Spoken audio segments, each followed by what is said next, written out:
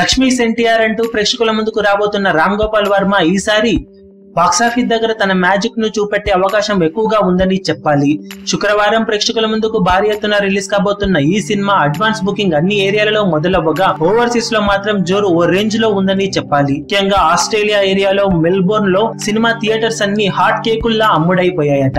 అక్కడ రిలీజ్ చేస్తున్న లొకేషన్స్ అన్నింటిలోకి మొదటి రోజు బుకింగ్స్ అన్ని టకటక కంప్లీట్ అయినట్లు సమాచారం.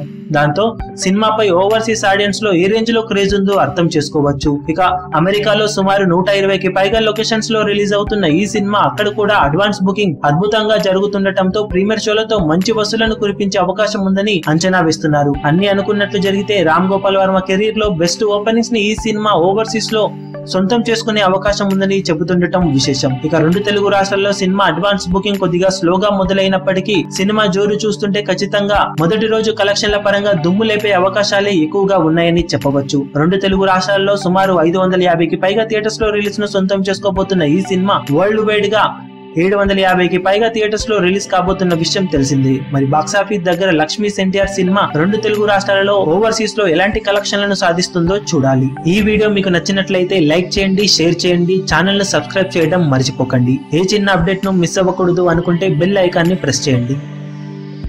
లేటెస్ట్ సినిమా అప్డేట్స్ కోసం, బాక్సాఫీస్ కలెక్షన్స్ రిపోర్ట్స్ కోసం మా అఫీషియల్ యూట్యూబ్ ఛానల్ ను సబ్స్క్రైబ్ చేసుకోండి. ఏ చిన్న అప్డేట్ ను మిస్ అవ్వకూడదు అనుకుంటే బెల్ ఐకాన్ ని ప్రెస్ చేయండి.